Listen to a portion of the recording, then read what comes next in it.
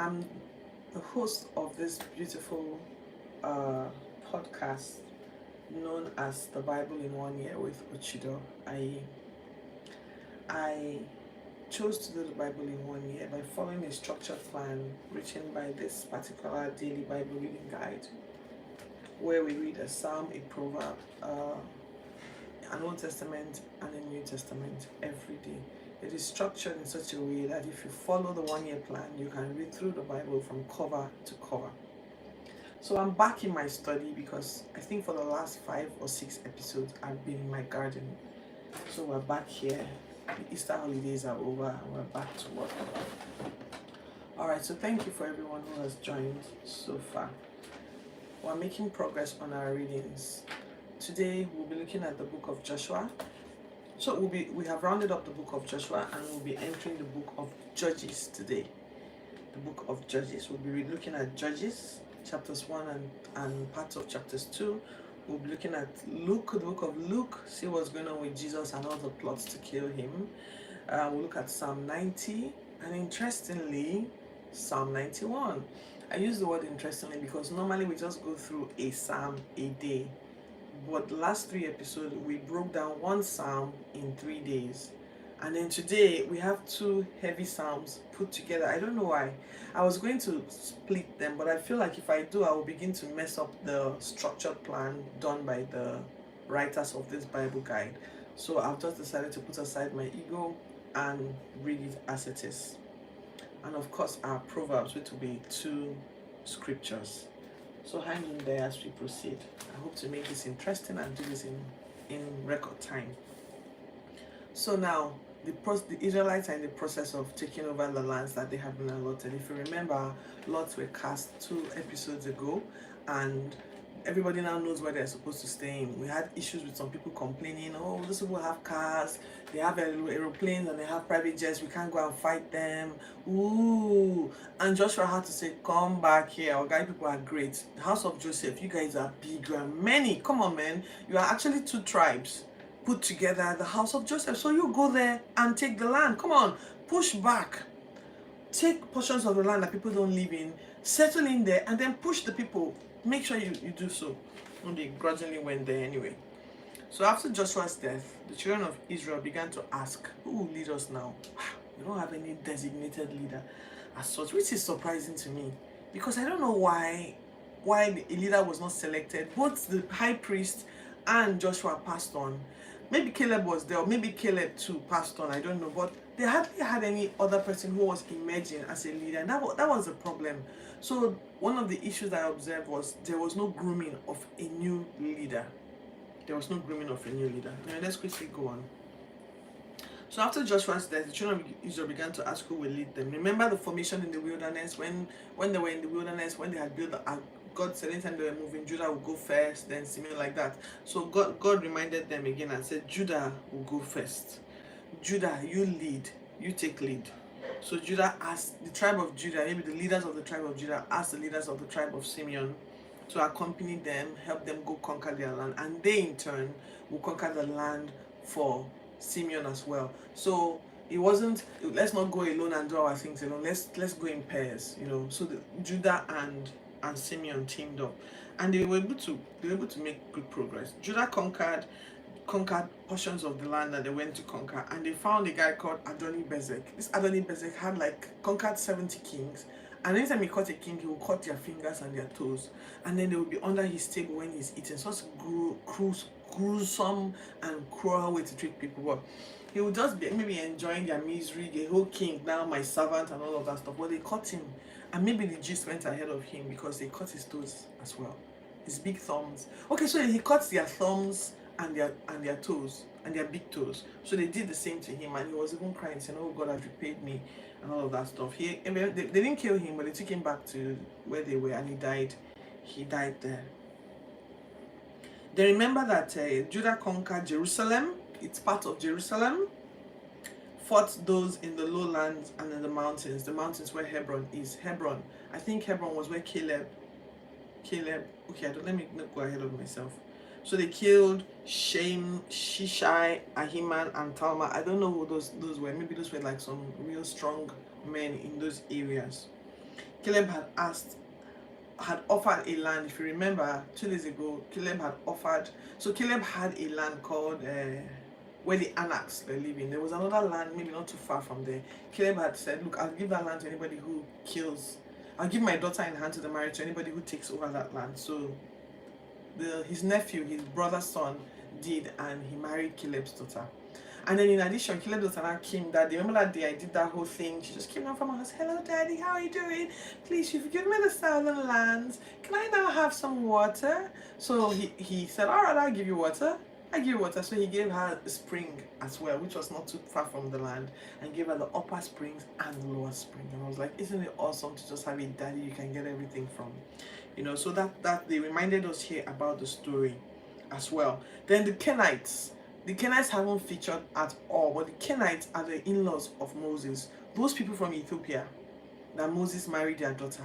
I'm sure Moses' wife had died. We don't know anything of Moses' sons. They just blended into the background.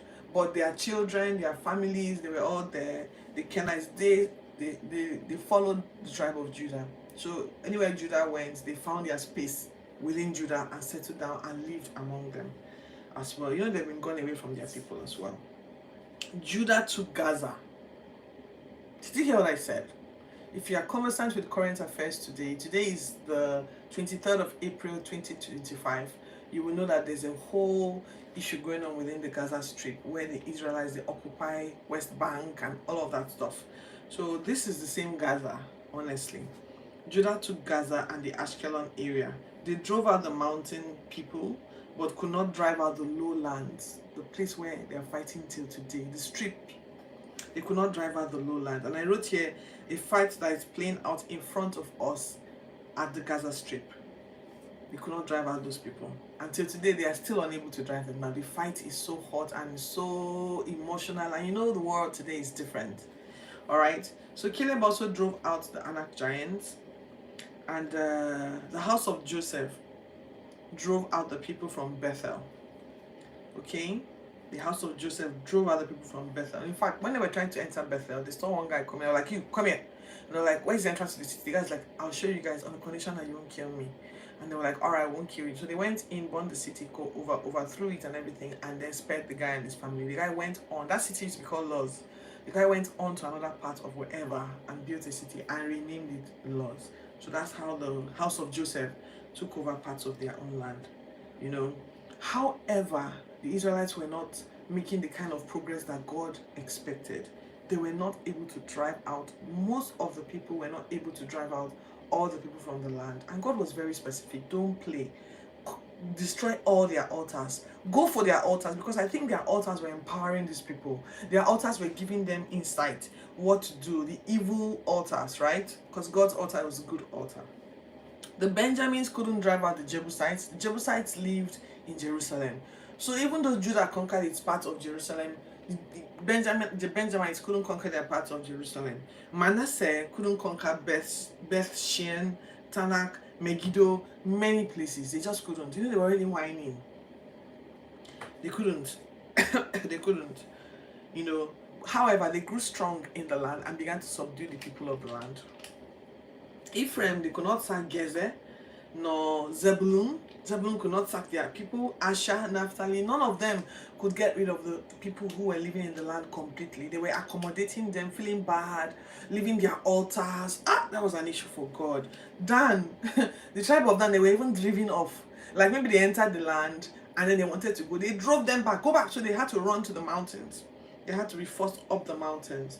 So the angel of the Lord paid a visit. And it's like, you guys, man, I swore to your fathers that I was going to give you, I would never break my covenant with them. I would never break my covenant with you guys, and you also were not to break your covenant with me, and you were not to make covenant with these people. You were not supposed to hang out with them. You're not supposed to allow them to live among you.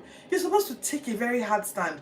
So the fact that they were whining didn't mean, as far as God was concerned, he didn't see their failure to overcome those places as a weakness in capacity. He saw it as rebellion. I told you to do X, you are saying they are stronger than you. I've told you to go, I've given them to you, you're still asking me, So they were like, he was like, I swore to your fathers to give you, to not break my covenant, and you also were not to make covenant with the inhabitants of the land. You are to break their altars, break their shrines. However, you have not done so. Why? Now I won't drive them out again. There will be thorns in your side, and a snare. Their gods will be a snare to you forever. And the people wailed, "Oh God, you've abandoned us," and all of that stuff. So they sacrificed there. And Joshua, this was the time, Joshua was still alive at this time. So the way the writer has written, he went back a bit, went back and forth a bit. And so he talked about things that had already happened. So Joshua led them in that sacrifice, felt bad, they cried, and then he dismissed everybody to go back to their land. And then he passes on. He's buried. If you remember, I narrated how he was buried yesterday, among the lands that he inherited. All through Joshua's lifetime, the generation after him, those who were maybe the children who fought, they all served God. They all served God. The people served Yahweh, Jehovah. But once that generation passed on, a new chapter begins, and we'll find out tomorrow. So Luke, the book of Luke. Remember now, Jesus had been giving lots of stories, talking about different stories, the widow and the two mites and stuff like that. So today he's continuing his stories. He rounds up his storytelling by telling them, you see this fig tree and the leaves that are budding. You can tell when the leaves are budding that summer is near, right? That's how the time of the kingdom of God will be. Because if you remember, he was talking about when the kingdom of God comes. People are like, how would we know when the time for the kingdom of God has come? So that's Jesus was not telling them that's how you will know. And he says here that the leaves, as the leaves show when summer is closed on this fig tree, that's how the things that I've mentioned yesterday shows that the kingdom of God is close. And this generation won't pass away without these things taking place. Heaven and earth may pass away, but my words, what I've spoken, they won't pass away, remain. But just so that you're not distracted by carousing, drunkenness, cares of this world, you need to be watchful and prayerful so that you are not caught unawares. You're not caught unawares. You're not caught unprepared. When it's time to run, when it's time to zap, you won't be partying that day. You'll be sensitive, you won't be, so that you won't be caught up. So Jesus taught in the temple. This is how he taught in the temple. He taught in the temple in the morning, then in the evening he withdrew to a mount called Olivet, and he retreated there. And that tells you that retreat is so important. This morning I felt like I needed a retreat. There's just so much going on in my establishment, in my firm, that I feel like I need to retreat and ask God, what do I do? The decisions I'm making are not, I don't know. I need to know what to do. So I'm going to take a retreat in the next few days. Don't worry, I'll show up here every day as well. But I'll be on retreat, and you'll be able to tell. I'll be on retreat. So Jesus taught in the temple in the daytime. At night he retreated to the Mount Olives. Now the plot to kill Jesus was thickening. You remember the Pharisees, the Sadducees, and scribes, everybody was not banging together again. We have to eliminate this guy, he's bad news. So it was Passover period, so everybody's going to come to Jerusalem, and that's why Jesus needed to be there. Jesus knew his time had come. He knew he wouldn't leave Jerusalem again. This was his last visit to Jerusalem. And something strange happened. Even though Judas was in Jesus' inner circle, his heart had hardened. The devil himself. This is not a demonic possession now. This is a satanic possession. They wrote here that Satan possessed Judas. And I don't know how that could have happened when Judas was hanging around Jesus. But what does that tell you? You can be in church, you can be wearing a cross, you can be claiming to know God. If the knowledge that you need to know is not seated in your heart, you'll be overwhelmed. You'll be overwhelmed. You'll be caught up. You'll be distracted. You'll be sucked out of what God is doing. Okay? So Satan had possessed Judas, and Judas took the plot to kill Jesus to the priest. You can imagine the shock of the priest. Excuse me, I want to see the priest. Yeah, who are you? I know one of those guys that hangs out with that guy. You're like, yeah, the guy's annoying me. So you guys, I heard that you guys want to catch him. You want to try him and all that stuff. Yeah, so I'll bring him to you. But you have to pay me some money, Sha. And they're like, oh, don't worry, I'll deliver him to you. People won't be there. Yeah, afraid of people, Nabi. Yeah. So don't worry, I'll deliver him to you. Sharp. But you know what you do for me? Give me like 30 pieces of silver. Yeah, I have one land I want to buy. So this is what I want. I'll deliver Jesus to you. Deal? They're like, deal. So he was like, don't worry. The time will come. I will call you and let you know where we are. And then you'll come and catch him. And that's what happened. So Jesus Jesus was like hanging out with disciples saying, this is the last week. We didn't tell him it was the last supper. It was just like, oh, we're in Passover, we need to hang out and eat and everything. So he says, John and Peter and John, go arrange a room for us. They're like, where should we go? And it was like, there's a guy, you see him, he'll tell you, we'll take you to one upper room, one really cozy, nice environment where we're going to sit down and talk. And they went out and they made the arrangements. So like, yeah, this place is cool. It's like hangout, you know, just a small private cozy dinner and all of that stuff. So that's where the book of Luke ends today. Now, with the culture here, I just read the Psalms and the Proverbs. So I'm just going to read the Proverbs immediately. We're looking at Proverbs chapters 13, verse 17 to 19. A wicked messenger falls into trouble, but the faithful ambassador brings health. Poverty and shame will come to him who disdains correction, but he who regards a rebuke will be honored. A desire accomplished is sweet to the soul, but it is an abomination to fools to depart from evil. Like I said, I'm going to do a series on Psalms and the Proverbs, yeah, but let's stop there. Let's quickly move on to Psalm 90, a famous psalm. You know what I'm going to do? I'm going to stop. Yeah, I'm going to read Psalm 90. Alright, so Psalm 90 says, Lord, you have been our dwelling place in all generations, before the mountains were brought forth, or ever you had formed the earth and the world, even from everlasting to everlasting, you are God. You turn a man to destruction and say, return, O children of men. 1,000 years in your sight are like yesterday when it is past. And like a watch in the night, you carry them away like a flood. They are like sheep. In the morning, they are like grass which grows up. In the morning, it flourishes and grows up. In the evening, it's cut down and withers. For we have been consumed by your anger, and by your wrath we are terrified. You have set our iniquities before you, our secret sins in the light of your countenance. For all the days have passed away in your wrath. We finish our years like a sigh. The days of our lives are 70 years. And by reason of the strength they are 80 years. Yet their boast is only labor and sorrow. For it is soon cut off and we fly away. Who knows the power of your anger? For as the fear of you, so is your wrath. So teach us to number our days, and we may gain a heart of wisdom. I usually use that anytime I hear a loved one has passed away. Oh, return, O Lord, how long? And have compassion on your servants. Oh, satisfy us early with your mercy. Satisfy us early. Father, satisfy me early.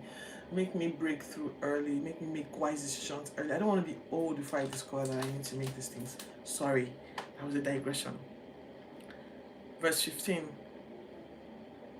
Verse 14, oh, satisfy us early with your mercy, that we may rejoice and be glad in all our days. Make us glad according to the days in which you have afflicted us, the years in which you have seen evil. Let your work appear to your servants, and your glory to their children. And let the beauty of the Lord our God be upon us, and establish the works of our hands for us. Yes, establish the works of our hands. I'm going to stop here today. I was supposed to read Psalm 91, but I'm not going to, because I feel like Psalm 91 needs a whole day of its own. So I'll do Psalm 91 tomorrow. Alright, so thank you for joining me today. Please like my channel, subscribe to it, and turn on your notification button to see when I go live, so that you can join me live. And then if I'll see you tomorrow. You can share this with someone. I'm going to share it with you today. So have a good time, and I'll see you tomorrow. Leave a comment to let me know you saw this.